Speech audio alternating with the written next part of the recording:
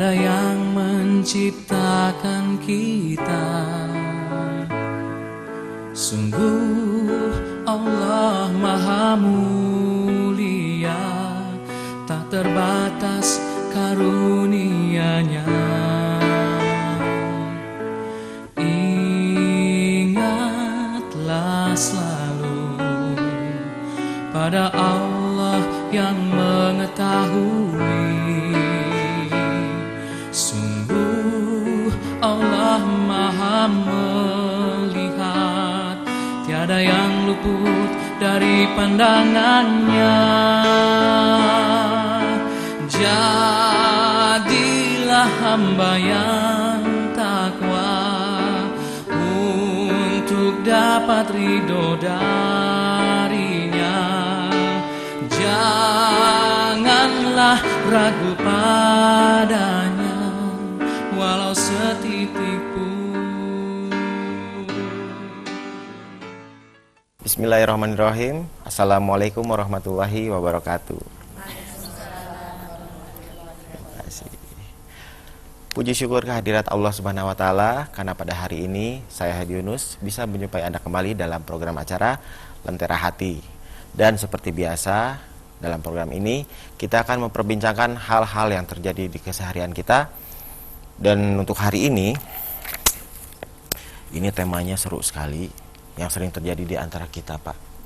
Yang sudah menikah atau yang baru berpasangan, mencari pasangan, yaitu berselingkuh. Perselingkuhan. Dan tidak sering terjadi di kalangan kita. Oh, di antara kita, di kalangan orang lain. Cari aman, Pak. Oke. Baik.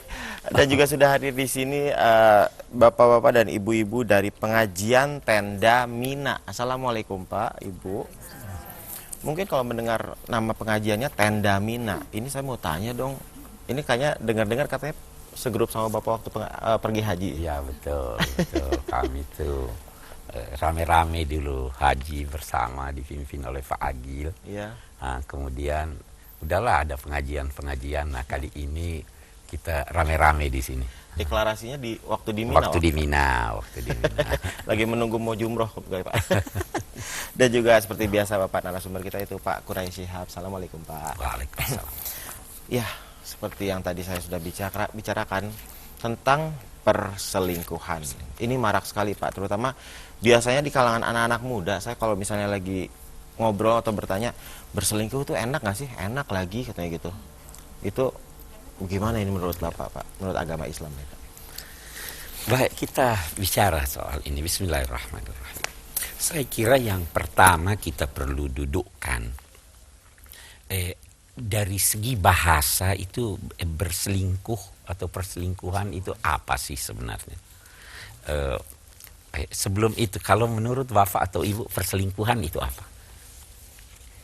Ibu, bagaimana kira-kira? Apa ini yang dimaksud dengan perselingkuhan? Terima kasih, Pak. Menurut kami, perselingkuhan itu adalah yang udah resmi suami istri, namun di salah satu pasangan itu mengadakan hubungan dengan wanita lain atau pria lain tanpa sepengetahuan teman hidupnya tadi. Gitu. Jadi intinya negatif, dalam artian hubungan yang negatif, bukan hubungan pertemanan. Itu, Pak. Makasih. Sekarang will atau pill, Pak? Wanita idaman lain atau pria idaman lain? Oh, will atau gitu. pill. Ya. Kira-kira sepakat Ibu itu makna perselingkuhan? Ya. Kurang lebih. Ya, kurang lebih. Ada satu hal saya kira yang mungkin kita bisa sepakat bahwa dia negatif. Ya. Nah, sekarang kalau kita buka kamus bahasa Indonesia, itu kata berselingkuh punya makna banyak. Yang pertama, tidak berterus terang. Anda tidak berterus terang, sudah berselingkuh namanya. Yang kedua, tidak jujur atau serong. Yang ketiga, suka menyembunyikan sesuatu. Orang yang suka menyembunyikan sesuatu digunakan juga kata berselingkuh. Yang keempat, korup, menggelapkan uang. Ya, menggelapkan, ini dalam kamus ya, berselingkuh juga. Yang kelima, memudah-mudahkan perceraian. Nah, jadi apa yang Ibu katakan tadi tidak ada di kamus. Ya. Ini pengertian umum. Secara umum itu ya. Yang mungkin sehari-hari langsung orang berkata, oh berselingkuh, oh punya hubungan dengan pria lain. Padahal dalam kamus tidak ada itu secara eksplisit. Walaupun itu mungkin bisa masuk serong, bisa masuk tidak jujur. Oke. 5 makna ini,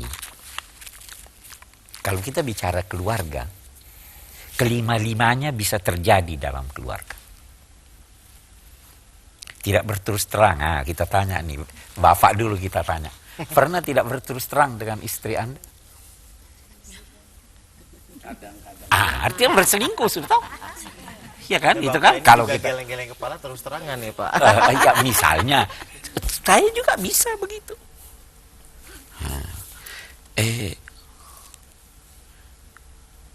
Pernah menggelapkan uang? Pernah ambil duit suami tanpa sepengetahuannya? Ini kalau, iya kan, benar Bu ya. Itu atau suami, Anda punya penghasilan, katakanlah penghasilannya 1 juta, beritahu istri, penghasilan saya cuma 500.000. Bagaimana itu? Berselingkuh enggak itu? Kalau kita lihat ini pengertian toh. Jadi mungkin puncaknya seperti apa yang Ibu katakan tadi. Nah, kita mau lihat dulu. Tadi ditanya bagaimana ini berselingkuh dalam ajaran agama. Saya tidak akan berbicara, saya sudah pernah berbicara tentang bagaimana pernikahan. Saya hanya akan ambil satu ayat dalam Al-Quran. Boleh jadi bisa menggambarkan bagaimana hubungan suami istri itu yang diridhai oleh agama. Ada ayat dalam Al-Quran berbicara tentang pemberian mahar kepada istri. Ya kan? Nah, terus dikatakan ada larangan mengambil kembali mahar itu. Allah berfirman, "Atakhudunahu wa qad afdha ba'dukum ila ba'din." Kamu masih mau ambil itu bang? Padahal sebahagian kamu afdha, ini sulit dicarikan dalam bahasa Indonesia ini afdha. Saya akan gambarkan. Afdha itu terambil dari kata fadha. Angkasa luar itu fadha. Jadi kamu telah bergaul sedemikian lebar dan luas.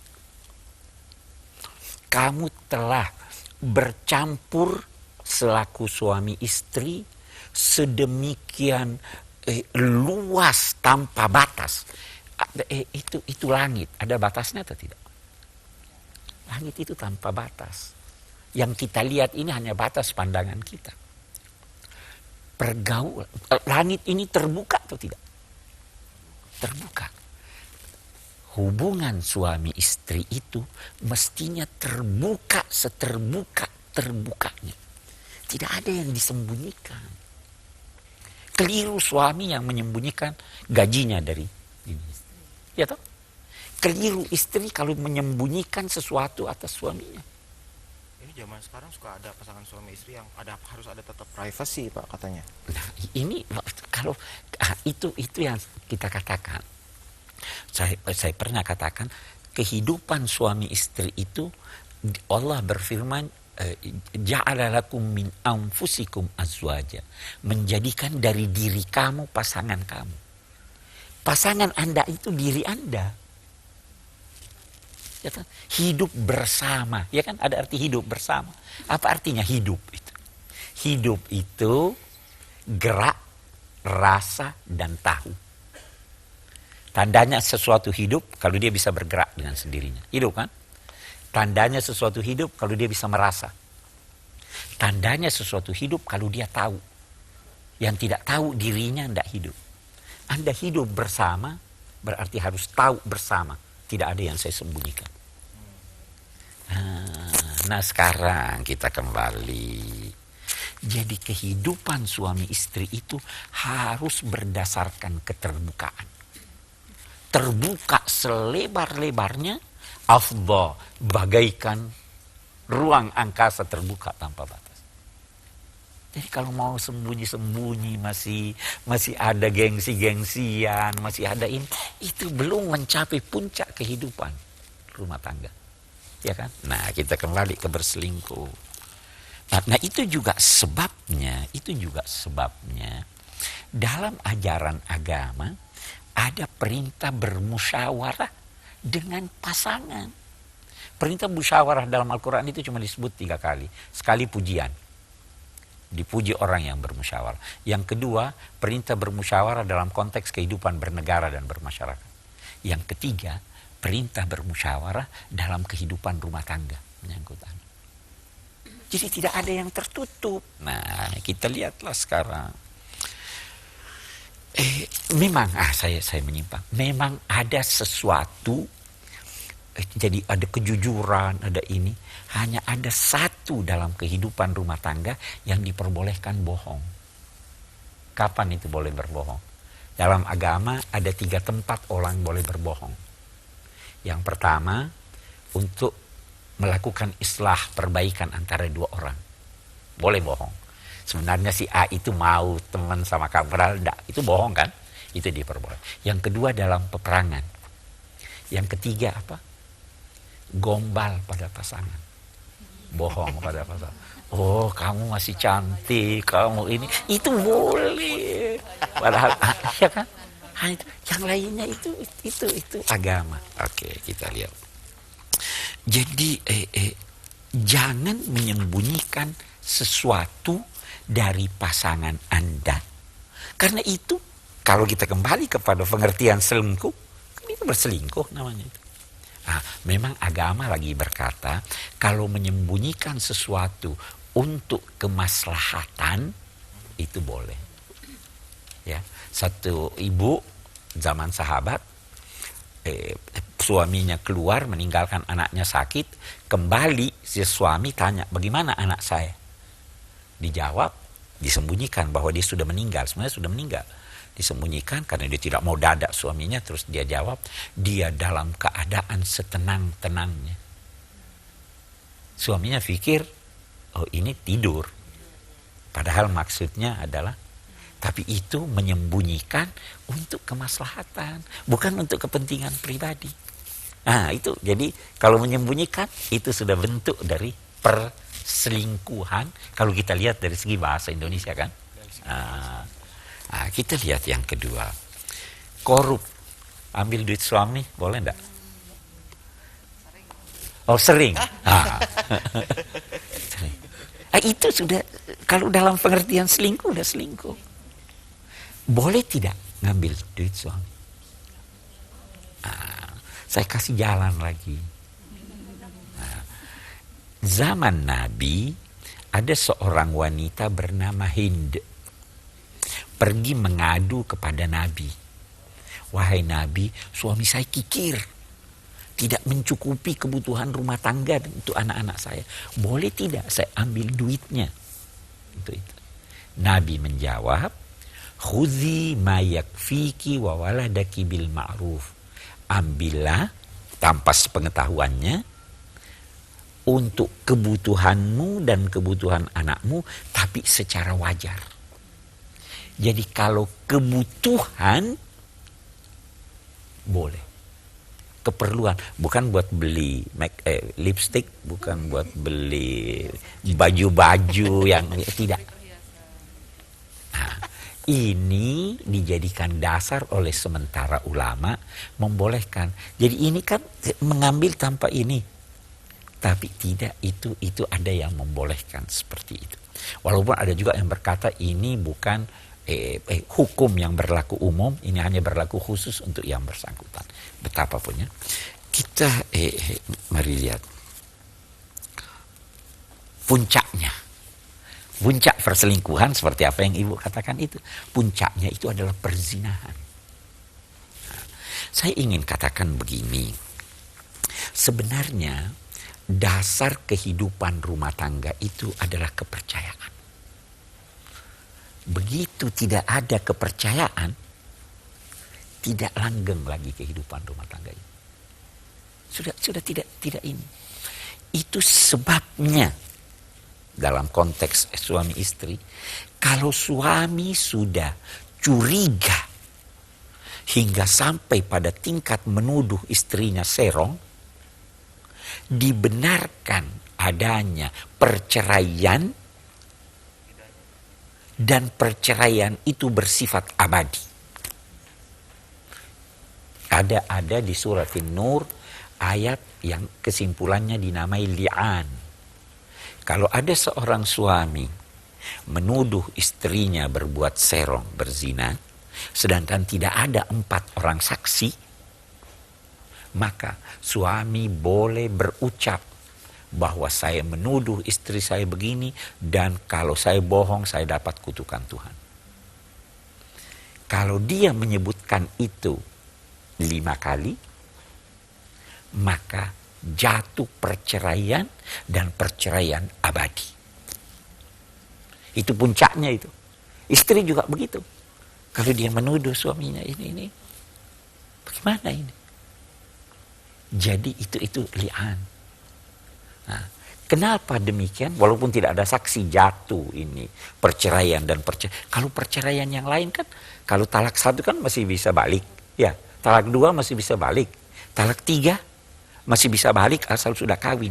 Kalau ini karena kepercayaan sudah tidak ada jalannya balik lagi. Itu mengapa? Sekali lagi saya katakan, karena ini puncak perselingkuhan, dan ketika itu tidak ada lagi kepercayaan. Jadi hubungan suami istri itu yang paling pokok adalah saling percaya. Kalau sudah semakin kurang kepercayaan, semakin terganggu kehidupan rumah tangga. Nah, karena itu, baik suami maupun istri dituntut untuk menghindarkan diri dari segala yang bisa menimbulkan kecurigaan. Bisa dibayangkan sekarang, ya, kita ambil yang sederhana-sederhana sehari-hari. Suami katakanlah punya gaji sekian. Dia beritahu istrinya, saya punya gaji cuma 1 juta. Satu waktu didapati, loh, ini kenapa ada ini? Dari mana ini? Bisa curiga enggak? Bisa. Nah ini jangan terbuka. Seringkali perceraian terjadi karena tiadanya keterbukaan. Nah, ini bentuk-bentuk dari perselingkuhan yang di ini. Itu juga sebabnya sehingga sejak semula sebelum perkawinan sudah harus si suami dan istri sudah harus mengenal dia punya pasangan. Nabi ada bersabda, khususnya pada yang tua-tua nih yang mau kawin lagi. Dia katakan begini, sabda Nabi, "Idza khataba ahadukum imra'ah wa huwa yukhadhib, falyu'limha annahu yukhadhib." Kalau ada salah seorang dari kamu, wahai pria, mau meminang seorang perempuan, padahal dia semir rambutnya, dia harus beritahu, saya udah semir rambut saya. Kejujuran, ini hubungan kejujuran. Membina rumah tangga itu bukan seperti membangun gedung. Ini manusia, ini perasaan. Sehingga ketidakjujuran sekecil apapun benih. Saya kembali lagi, puncaknya itu. Nah, ada satu pertanyaan. Cinta ini bagaimana? Berselingkuh enggak orang? Suami cinta sama perempuan yang lain. Atau sebaliknya, istri cinta. Selingkuh atau tidak itu? Baguslah. Saya senang ibu berkata selingkuh. Ya kan? Karena ada orang yang berkata tidak. Itu cinta itu tidak mungkin terwujud tanpa ada benihnya terlebih dahulu. Karena itu, begitu ada benih, hilangkan benih itu. Singkirkan benih itu. Sebab kalau Anda perturutkan, dia akan besar, besar, besar, sampai menguasai jiwa, sampai datang setan melangkah pada itu tadi. Jadi harus dicegah sejak pertama. Jangan berkata, saya tidak mampu, saya udah cinta. Anda salah sejak semula. Anda harus hindarkan itu. Sejak semula kalau ada itu, berterus terang. Ya kan ini kan kejujuran. Kalau mau kehidupan rumah tangga yang tenang, yang bahagia. Jadi sebenarnya tidak ada dalih yang bisa digunakan oleh seorang yang beragama dengan baik untuk melakukan perselingkuhan dalam bentuk yang sekecil-kecilnya sampai apalagi dalam bentuk yang sebesar. Tidak ada. Karena kita saling terbuka. Terbuka dalam segala hal. Maaf, semua sudah dewasa, termasuk dalam seks. Harus terbuka. Nah, ini biasa ditutupi, ini biasa ini. Itu yang menjadikan. Harus terbuka. Saya tidak senang kau punya sifat seperti ini. Perbaiki. Saya tidak senang begini. Sebagaimana suami bisa tidak senang, istri pun juga tidak bisa bersenang. Tapi kalau sudah ditutup-tutupi, sudah enggan untuk ini. Ingat, suami dan istri sejiwa. Hidup bersama. Ya kan? Saya katakan, hidup bersama. Geraknya harus sama. Kan? Katanya hidup bersama. Gerak sama. Pengetahuannya harus tahu bersama. Ada problem, jangan disembunyikan sendiri. Dan karena itu, begitu ada benih, saya curiga sama suami saya begini, beritahu dia cepat-cepat. Sebab ada orang yang pura-pura tutup, akhirnya makin jadi. Atau istrinya juga begitu, harus cepat-cepat. Itu sebab-sebab perselingkuhan, dan itu makna selingkuh. Pemirsa, terima kasih karena Anda telah setia bersama kami dalam Lentera Hati. Dan sekarang semakin seru perbincangan kita pada hari ini, yaitu tentang perselingkuhan atau berselingkuh. Dan mungkin di antara Anda yang ada di rumah ingin bertanya, tapi bisa diwakilkan kepada ibu-ibu atau bapak-bapak yang ada di studio. Silakan Ibu, mau bertanya? Atau mungkin pernah berselingkuh? Enggak? Perhiasan mungkin Bu. Namanya silakan. Assalamualaikum warahmatullahi wabarakatuh. Waalaikumsalam. Terima kasih atas waktu diberikan pada saya. Yang ingin saya tanyakan Pak, masalah kejujuran tadi ya. Kalau kita tidak jujur kepada anak, boleh nggak Pak? Misalnya dalam masalah keuangan gitu. Katanya anak itu hak orang tua ya. Tapi kalau kita misalnya ngambil duit anak gitu, kalau tadi suami ya. Karena ngambil duit anak boleh nggak Pak? Terima kasih. Ya. Memang secara moral Nabi bersabda, anta wa maluka li abika, engkau dan hartamu adalah hak atau milik orang tuamu. Tapi saya memahaminya itu secara moral, bukan dalam arti hukum. Saya punya harta anak saya lantas ambil tanpa pengetahuannya dengan menyatakan kamu dan hartamu milik saya. Tidak. Ya kan? Bahkan ada ulama namanya Said Muhammad Rashid Ridha menulis bukan termasuk bakti kepada orang tua mengikuti semua kehendaknya yang menyangkut hak-hak anak. Saya beri contoh. Ada anak merasa bahwa dia belajar ini lebih baik buat ininya. Datang orang tua mau paksa dia. Bukan bakti itu. Anak wajib berbakti kepada orang tuanya sesuai dengan kemampuannya, tapi dia punya hak-hak juga. Nah, jadi harta itu hak anaknya, tetapi secara moral ya harus beri kepada orang tua sesuai dengan kemampuannya, sesuai dengan ini. Jadi saya kira tidak bisa mau curi harta anak. Karena mencuri itu kan artinya mengambil tanpa pengetahuan dan kerelaan ini. Nah, enggak benar itu. Tetap harus ada keterus-terangan walaupun Harus diberitahu anak. Nah, kalau ayah lantas berkata, "Oh, saya perlu uang," secara moral anak harus memberikan. Ada satu ayah berkata, "Saya mau naik haji, bayarkan saya." Ada kewajibannya untuk membayarkan. Tapi secara moral kalau dia mampu, dia beri. Ya kan? Itu saya kira begitu. Kemudian Ibu silakan. Assalamualaikum warahmatullahi wabarakatuh. Namanya Mengenai Ibu? tadi nama saya Ibu Anwar. Mengenai perselingkuhan tadi Pak. Seandainya ada seseorang yang mengetahui teman itu sudah jelas-jelas selingkuh. Tapi kita istrinya yang teman, tapi kita mau ngasih tahu itu hukumnya bagaimana Pak. Kemudian kan tadi harus ada saksi ya Pak ya. Kok orang itu bisa ada selingkuh?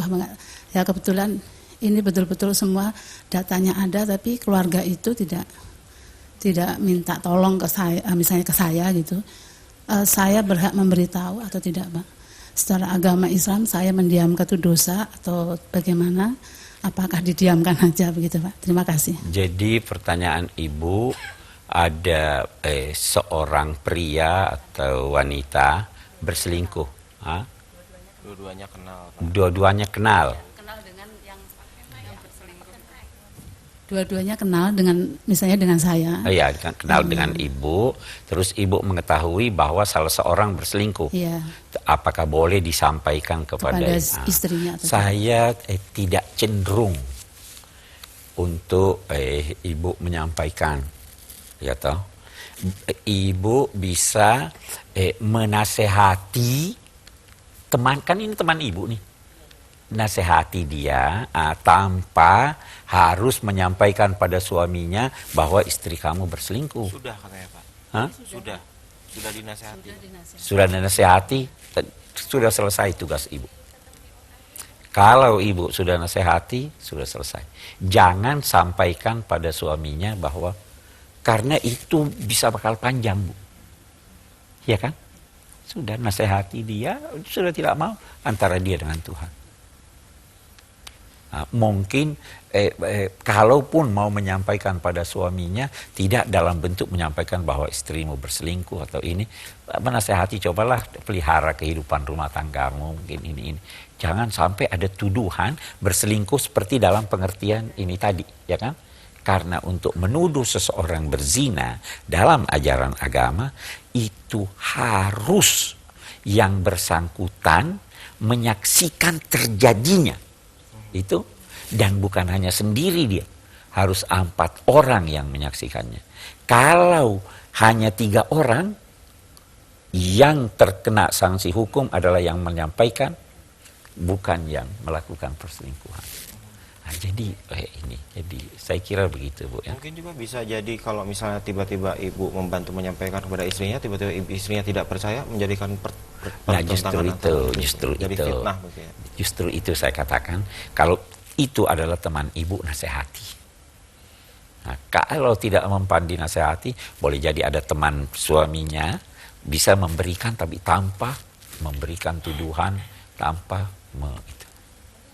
Jadi ini lebih banyak kesadaran sebenarnya dari orang-orang itu. Ya. Mudah-mudahan Ibu cukup jelas ya Bu ya. Ibu silakan mau bertanya. Saya Ibu Yayu Pak. Assalamualaikum warahmatullahi wabarakatuh. Mungkin pertanyaan saya agak menyimpang, tapi ini mungkin akibat dari perselingkuhan Pak. Bagaimana Pak laki-laki yang masih berstatus suami menikah sirih tanpa sepengetahuan si istri? Hukumnya bagaimana Pak itu? Makasih. Yang pertama dulu kita mau tahu apa yang dimaksud dengan nikah siri.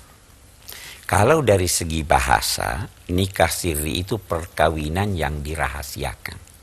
Nah, sampai di mana batas perahasiaan ini?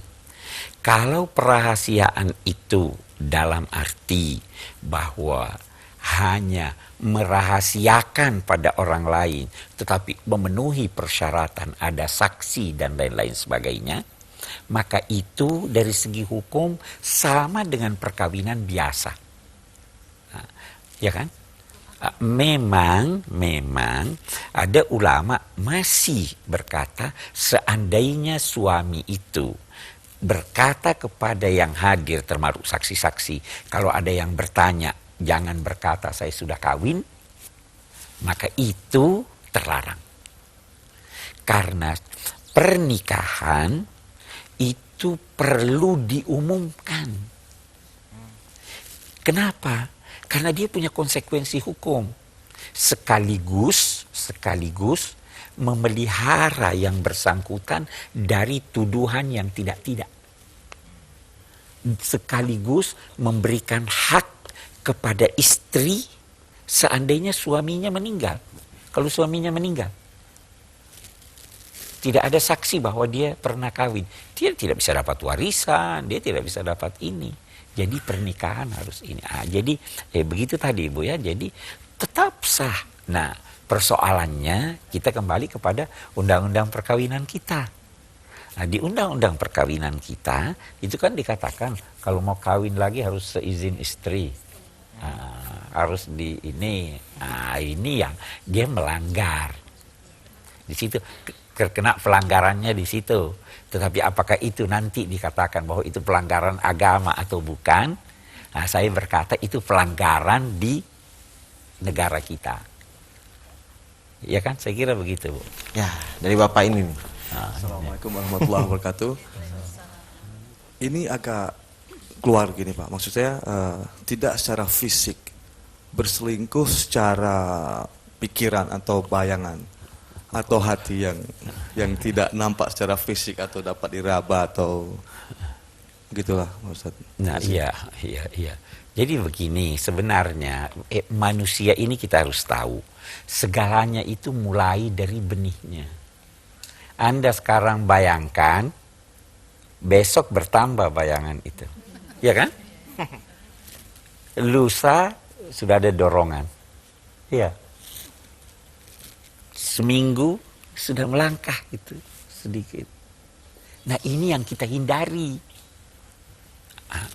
Jadi karena itu sejak tadi saya berkata kalau sudah ada benihnya, nah itu sebabnya ada dalam ajaran agama ada yang dinamai a'malil qulub dan a'malul jawarih.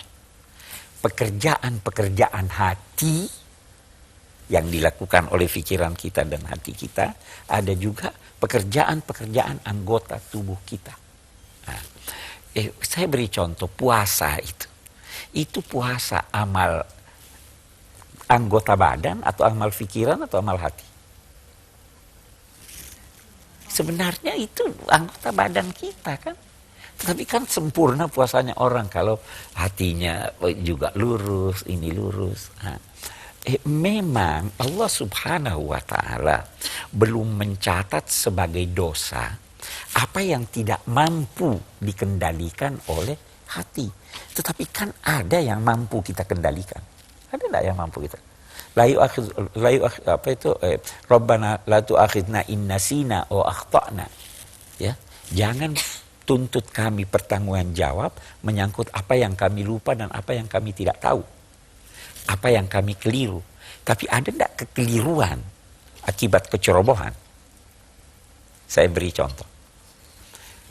Seorang pembantu saya suruh jaga anak. Ini ada bayi, jaga. Oke. Tiba-tiba pembantunya ngobrol ke tetangga, anaknya yang dia suruh jaga jatuh meninggal. Dia bisa berkata, oh itu saya tidak sengaja. Atau itu karena kecerobohan dia. Karena kecerobohan. Ini dia dituntut karena kecerobohannya. Nah, hati juga begitu. Jangan perturutkan sekali ditoleransi, tapi harus Anda putus.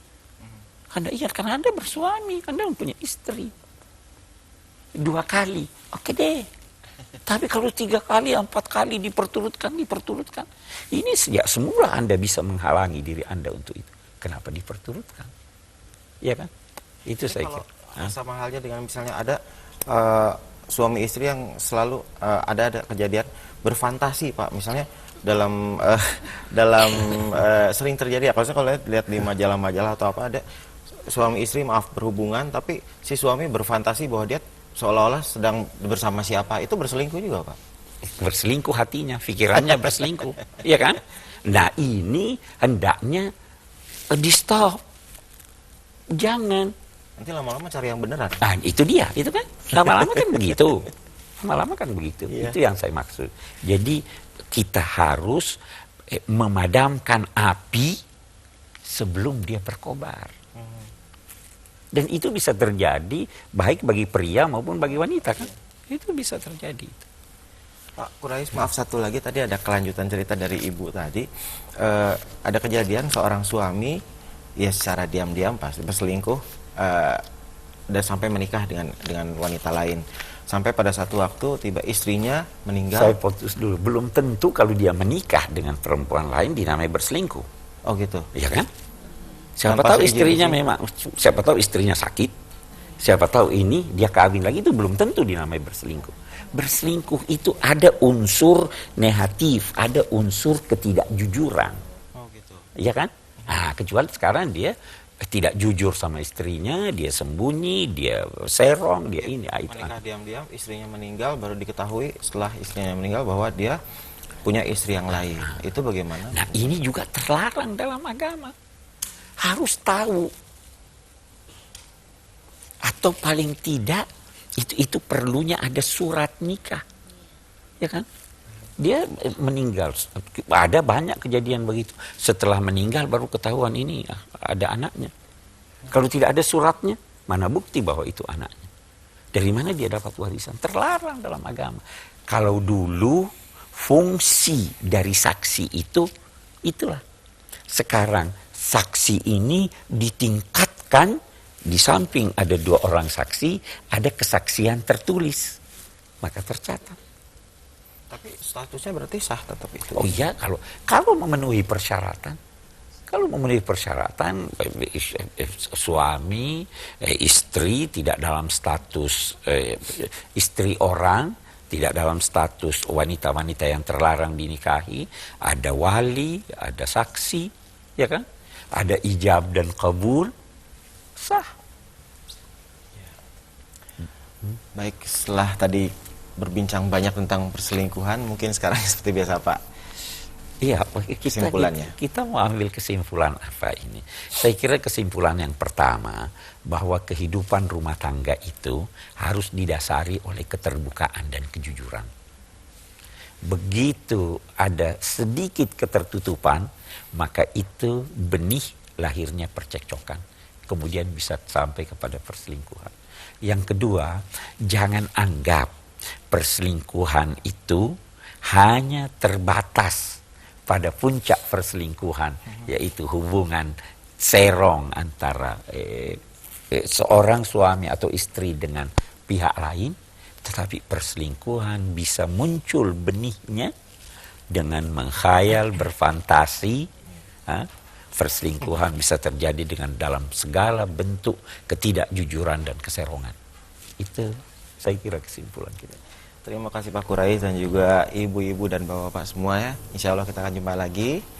Baik pemirsa, terima kasih Anda telah bersama kami. Mudah-mudahan kajian kita pada hari ini bisa menjadi bekal buat kita supaya kita tidak terpasuk ke dalam orang-orang yang suka berselingkuh. Misalnya sifat-sifat berbohong, tidak jujur, suka menyembunyikan sesuatu, ada sebagainya yang telah kita bicarakan. Insya Allah kita akan jumpa lagi pekan depan. Wabillahi taufiq wal hidayah. Wassalamualaikum warahmatullahi wabarakatuh.